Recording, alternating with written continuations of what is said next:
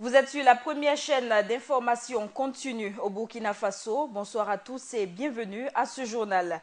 Au menu du nouveau dans l'affaire Zida, le mouvement des jeunes pour la paix, MJP, exige le rapatriement de l'ancien Premier ministre burkinabé. Une pétition a été déposée à l'ambassade du Canada au Burkina à cet effet.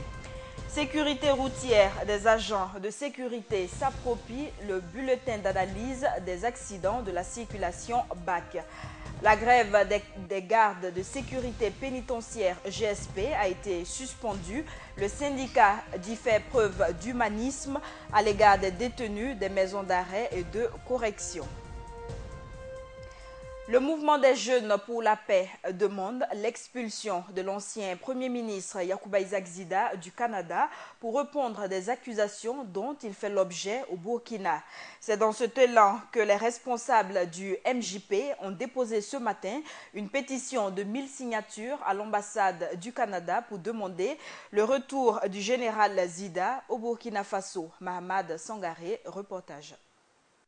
Une délégation du mouvement des jeunes pour la paix s'est rendue ce 27 juin 2016 à l'ambassade du Canada pour y déposer une pétition. Signée par plus de 1000 personnes, la dite pétition demande le rapatriement du général Yacouba Isaac Zida par le Canada. Nous avons lancé une pétition pour le retour des Zida au pays. Aujourd'hui, on a atteint le nombre, on a même dépassé.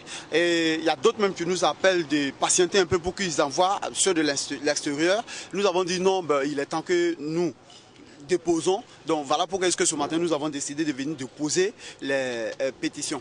Voilà pourquoi nous sommes là. La loi C43, votée en juin 2013 au Canada, a dit tout immigré qui a commis crime au pays peuvent être rapatriés. Et c'est sur cette base-là, nous avons décidé d'atteindre 1000 signatures pour que les autorités canadiennes puissent nous ramener notre élément. Parce que ce qu'il a fait là, on peut appeler ça un crime économique. Toutefois, le mouvement s'est dit déterminé et compte mettre tout en œuvre pour que le Canada accède à sa requête. Je pense qu'aujourd'hui, c'est avec un visa canadien que Zida est parti. Nous avons obtenu 1000 signatures. Nous pensons qu'avec nos 1000 signatures, ils peuvent rapatrier Zida. Nous allons faire, même si c'est un sitting ici, pour demander au Canada de nous ramener notre élément. Ce qui est important, il est général là, après tout. Donc nous avons besoin de lui. À rappel, la permission d'absence dont bénéficiait l'ancien Premier ministre Yacouba Isaac Zida a expiré le 19 février 2016 et le mouvement des jeunes pour la paix vient se rallier aux autres associations, notamment de la société civile, qui demandaient le retour du général, afin que la lumière soit faite sur les accusations qui pèsent sur sa personne. Poursuivons avec la sécurité routière. Les forces de défense et de sécurité renforcent leur connaissance sur le bulletin d'analyse des accidents de la circulation BAC. L'atelier de formation organisé par l'Office national de la sécurité routière ONASER et le ministère en charge des Transports vise à leur permettre de s'approprier le formulaire du BAC. Des précisions avec Mahamad Sangari. Ils sont 70 agents de la gendarmerie et de la police nationale à prendre part à cet atelier de renforcement de connaissances initié par l'Office national de la sécurité routière, ONASER, et le ministère en charge des transports. Un atelier qui vise à permettre aux participants de mieux prendre connaissance du bulletin d'analyse des accidents de la circulation BAC. Le bulletin d'analyse des accidents de la circulation routière, en abrégé BAC, est le fruit de la coopération dans le domaine de la sécurité routière entre les pays d'Afrique subsaharienne, de l'Ouest et du centre francophone et le ministère français des Affaires étrangères à travers l'Institut des sciences et des techniques d'équipement et d'environnement pour le développement. L'objectif global visé par cette formation est d'informer sur le rôle du BAC dans la mise en œuvre et l'évaluation de la politique nationale de sécurité routière. Ainsi, au terme de cette formation, il est attendu que les participants puissent être capables, entre autres, de s'approprier du formulaire BAC et de connaître les principaux facteurs accidentogènes. Le but recherché par la présente formation est de mettre à votre disposition les connaissances nécessaires pour vous permettre de vous approprier le formulaire BAC, d'identifier les informations demandées dans le BAC, de bien remplir le formulaire BAC, de connaître le cadre institutionnel et réglementaire de la sécurité routière dans notre pays, de maîtriser le concept de sécurité routière, de connaître les principaux facteurs accidentogènes. Il faut noter que le présent atelier va durer 2 jours et selon le directeur général de l'ONASER, la même formation sera donnée dans les jours à venir aux agents de forte sécurité de plusieurs autres villes du Burkina.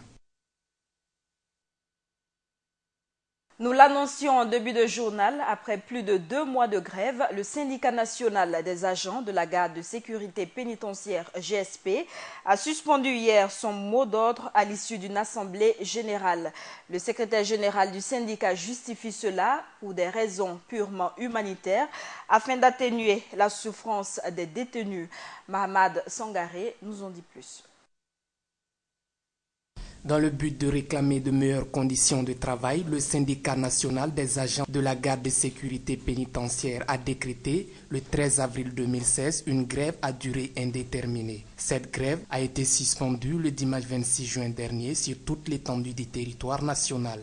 Une suspension qui se justifie par la volonté du syndicat d'atténuer la souffrance des détenus. Je peux dire que c'est essentiellement pour des raisons humanitaires. Que nous nous sommes retrouvés hier dimanche, nous nous sommes concertés et nous avons estimé quand même qu'à un moment donné, il fallait suspendre pour permettre aux détenus quand même, donc ceux-là qui ont leur dossier en suspens, pour qu'ils puissent quand même, ça puisse connaître un avancement. Et c'est pour également atténuer la souffrance de ces détenus-là et qui n'ont pas eu l'occasion de voir le juge afin que le dossier puisse quand même connaître un dénouement et leur donner un espoir. La présente suspension ne veut cependant pas signifier que le syndicat a eu gain de cause lors de son mouvement de grève. Non, je puis dire aujourd'hui que nous estimons que du moment où au départ, durant les différentes négociations avec le gouvernement, il n'était pas question d'une réadoption et le gouvernement a estimé qu'il fallait revenir et adopter une nouvelle fois ces décrets. Nous nous estimons que cela ne faisait pas partie du contrat. La question principale était de signer ces documents-là qui ont été adoptés depuis le 23 décembre 2015. Mais à l'heure actuelle, du moment où ces documents, ces textes n'ont pas encore fait l'objet de signature, nous disons qu'aujourd'hui, n'ont pas eu gain de cause. La grève suspendue, le syndicat dit espérer que le gouvernement fasse un effort pour satisfaire ses doléances. La préfecture de Batié, chef-lieu de la province du Numbiel, dans le sud-ouest du Burkina, est dans un état de délabrement avancé. Une situation qui a une répercussion sur la qualité du service fourni aux habitants de la cité, estimée à plus de 30 000 âmes. Le préfet de la localité attire l'attention des autorités sur la nécessité de réfectionner l'infrastructure. Le reportage de Doumadié, Rodrigue Guel. Batié, cité de Damar ou Terre Blanche, est le chef-lieu de la province du Numbiel dans le sud-ouest du Burkina. Il compte environ 39 000 habitants. Cette zone enregistre un nombre important de sites touristiques, mais c'est dans un état déplorable que se trouve la préfecture de cette ville, voisine du Ghana et de la Côte d'Ivoire. Des bâtiments d'une période révolue, des portes et des fenêtres vétustes. À l'intérieur, aucune commodité de travail ni figure. Bref, une bâtisse qui, à vue d'œil, laisse penser à une maison abandonnée. La bâtisse qui a été construite au temps des indépendances. Et depuis lors, c'est resté, il n'y a pas eu de réflexion, il n'y a rien eu par rapport à ça. Donc le bâtiment, quant au bâtiment, le bâtiment est toujours rigide, mais l'intérieur n'est pas propice vraiment au travail. Voilà. Mais maintenant, comme nous sommes dans une zone frontalière, notre souhait est qu'on puisse vraiment reconstruire une autre préfecture. Ça va donner une bonne image du pays à la frontière. Voilà, parce que présentement, quand vous venez vous regarder, quand nous avons la visite des étrangers, ça ne donne pas une bonne image de l'État. Mais si on arrive à reconstruire la préfecture, ça va donner une bonne image du Burkina Faso, en tout cas à la frontière. Le préfet de la localité dit avoir maintes fois attiré l'attention des plus hautes autorités, mais qui sont restées jusque-là inactives. À plusieurs reprises, dans nos rapports, on a mentionné. Voilà, nous avons même promis, il y a une mission du ministère qui était venue voir l'état des bâtiments. On nous a promis qu'ils vont venir construire, mais jusqu'à présent, on attend toujours. Espérons que le ministère en charge de l'administration territoriale envisage la construction d'une nouvelle infrastructure afin de permettre une meilleure condition de travail et par là donner une belle image de notre administration à l'intérieur du pays. Information, le ministre d'État Simon Compaoré a présidé ce matin l'ouverture des 7e assises de l'Assemblée générale des projets et programmes de développement. Durant ces 48 heures, il sera question de réviser le système actuel de gestion des projets et de définir de nouveaux mécanismes d'investissement. Retour sur la cérémonie d'ouverture avec Rodrigue Guel. La rationalisation pour plus d'efficacité dans la gestion des projets et programmes de développement. C'est le thème des 7e assises de l'Assemblée générale des projets et programmes de développement. Le ministre en charge de la sécurité, présent à l'ouverture de ces assises, précise les objectifs des assemblées générales. Les assemblées générales des projets et programmes ont été instituées par le gouvernement depuis 1995 avec pour objectif d'échanger sur les performances et les difficultés des projets et programmes. Et cela en vue d'améliorer leur exécution et contribuer à la réduction de la pauvreté.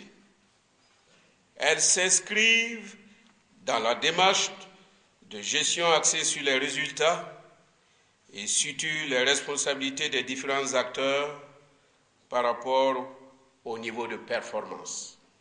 Les thèmes, selon les ministres, permettraient d'améliorer la gestion des projets et programmes. Ce thème devait nous permettre de revoir notre système actuel de gestion des projets et définir un mécanisme qui permet de mettre l'accent sur les investissements structurants, de revoir le montage institutionnel des projets et programmes, notamment des unités de gestion, de rationaliser les charges de fonctionnement, de créer davantage de synergies d'action verticale et horizontale entre les projets et programmes des secteurs. Et enfin, d'assurer une bonne coordination et un meilleur suivi des projets et programmes. L'évaluation des projets en 2013 et 2014 n'est pas florissante, à en croire toujours Simon Compaoré. Les défis à relever sont donc énormes. Au-delà des gouvernants, la problématique de l'emploi des jeunes concerne tout le monde. En marge de sa conférence internationale sur l'employabilité des jeunes, le groupe de recherche et d'analyse appliquée pour le développement GRAD était face à la presse ce matin. Les échanges ont tourné autour du programme et de l'organisation de cette conférence prévue du 28 au 30 juillet 2016. Suivons. Le groupe de recherche et d'analyse appliquée pour le développement GRAD a animé une conférence de presse le lundi 27 juin 2016. Une première qui se veut sobre et précise. Objectif, annoncer à la population de la tenue d'une conférence internationale sur l'emploi des jeunes prévue du 28 au 30 juillet prochain. Une idée qui serait marquée par le contexte de l'insurrection populaire. L'insurrection, vous savez, les périodes de bouleversement sont en général les périodes où on peut facilement se faire entendre. Et donc nous nous sommes dit, on a parlé de l'emploi depuis un certain nombre d'années, les textes ont été rédigés, est-ce que ça a changé? Alors pour nous, ce contexte-là est un contexte favorable pour revenir encore parler et voir si on a une oreille plus attentive que dans le passé. Attentive non seulement de ceux qui nous écoutent, mais également du côté des jeunes, parce qu'ils vont prendre plus conscience de leur situation et qu'ils ont le pouvoir ou la capacité en tout cas de mener ces négociations-là. Et dans ce sens, donc, notre objectif, enfin dans la conférence, c'est de réunir les jeunes, créer un cadre d'échange pour les permettre de se frotter, donc une fois ensuite d'échanger leur expérience, d'écouter les aînés. Pour ce qui concerne les participants du côté des jeunes, la charte sera appliquée. Donc, les jeunes de 15 à 35 ans, mais tous les domaines d'activité seront considérés. À cet effet, les grades prévoient une série de programmes. Les soirées B2B, ça va être une occasion pour les jeunes entrepreneurs de rencontrer les leaders entrepreneurs, les grands entrepreneurs, les aînés. Kelly, c'est Kelglapa Miam. Ça va être une occasion à laquelle les jeunes entrepreneurs vont rencontrer les leaders d'entreprises. Nous allons organiser des visites des sites touristiques et des entreprises, qui sera aussi une occasion d'inspiration. Pour Jeunes L'acte à la parole, les organisateurs comptent monter avec les jeunes un programme qui va regrouper toute la sous-région d'ici 2017 et essayer de mobiliser les partenaires. Une occasion pour eux d'accompagner ces jeunes qui sont installés et qui veulent avancer. Et parlant de jeunesse, les étudiants de l'Institut burkinabé des arts et métiers, IBAM, ont catégoriquement refusé de se restaurer ce lundi dans le restaurant universitaire. Un signe qui montre que le bras de fer qui les opposait aux responsables du CENU et aux prestataires du restaurant est loin d'être résolu. Plus de détails avec Cheikh Omar Bandaougou. De grands plats qui arrivent aux alentours de 12 heures, des lave-mains installés, le contenu des plats dévoilé. Nous sommes à l'Institut burkinabé des arts et métiers IBAM, où le restaurant universitaire est fermé depuis février dernier.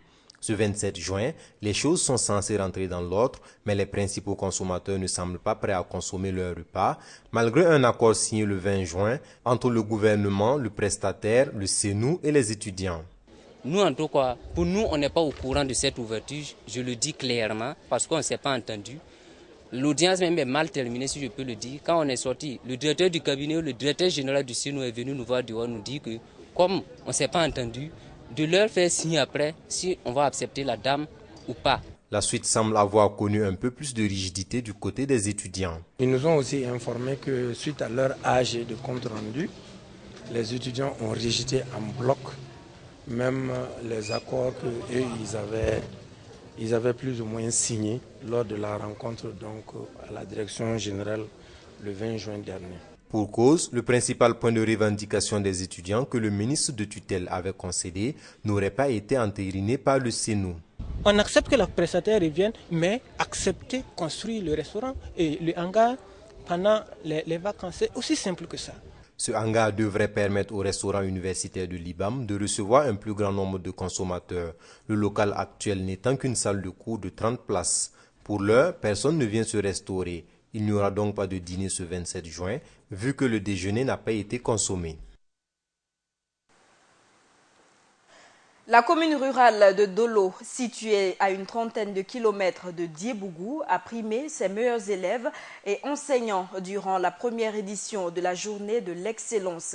Cette initiative de l'association Paix et Solidarité vise à soutenir les parents d'élèves en situation difficile.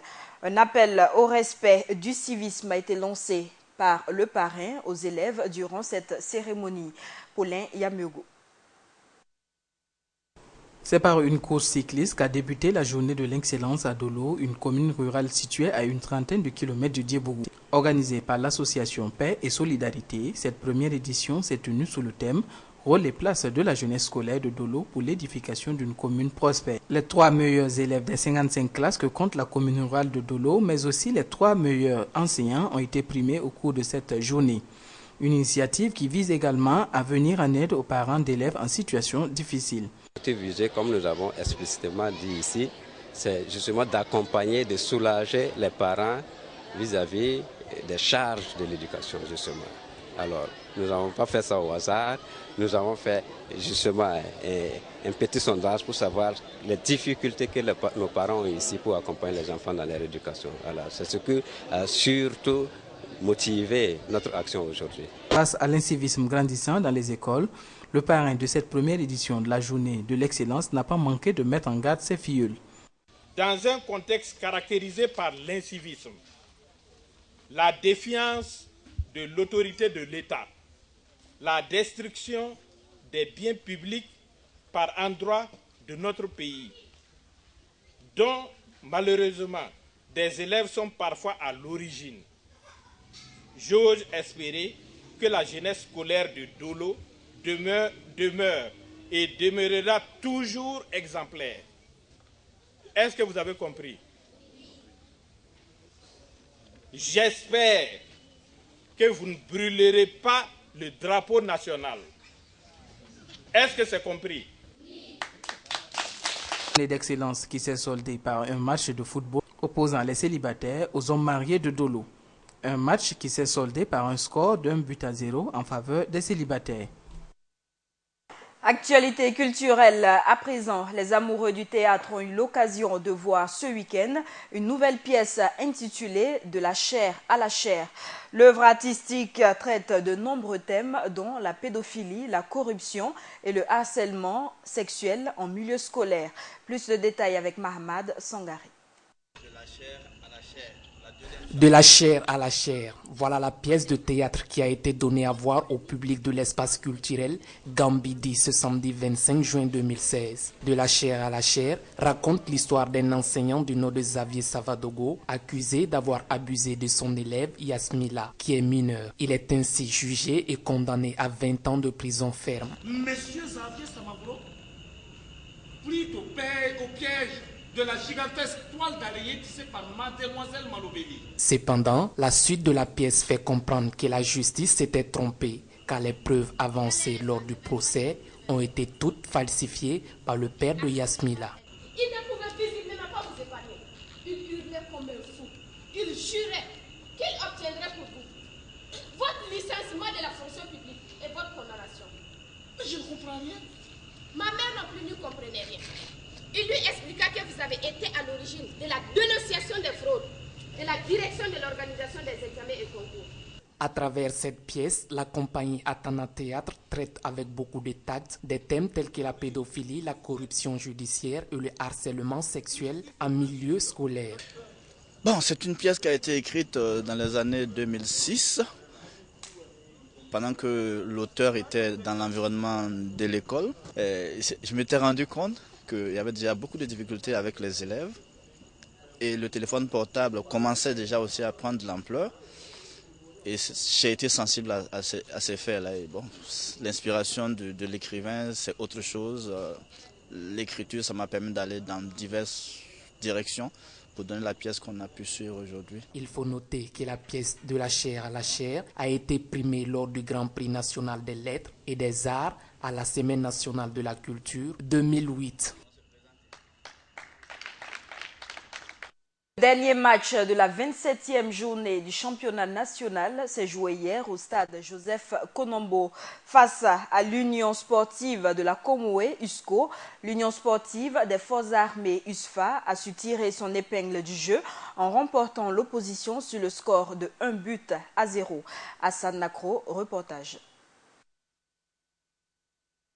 Le dernier match de cette 27e journée du championnat national de football a opposé l'Union sportive des forces armées USFA en rouge à l'Union sportive de la Comoé USCO en jaune. Après une première période âprement disputée au cours de laquelle l'USCO a pu tenir le coup jusqu'à la fin des 45 premières minutes sans encaisser le moindre but malgré les multiples occasions créées par l'USFA. De retour des vestiaires, les jaunes et rouges ont été accueillis sur la pelouse du stade Joseph Konombo par une forte pluie qui va entraîner momentanément l'arrêt du match et c'est juste après cette pluie que l'USFA a parvenu à ouvrir le score par l'entremise de Kabori Rasmane à la 88e minute de jeu. 1-0, c'est le score final de cette rencontre.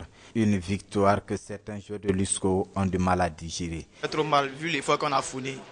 Le match est à notre portée. Plusieurs occasions, on n'a pas été concret devant le but, on a raté. Et malheureusement, on perd ce match. Sincèrement, j'ai mal, ça me fait mal. Puisque Maïsik a gagné, on devient 14e. On venait ici pour les 3 points.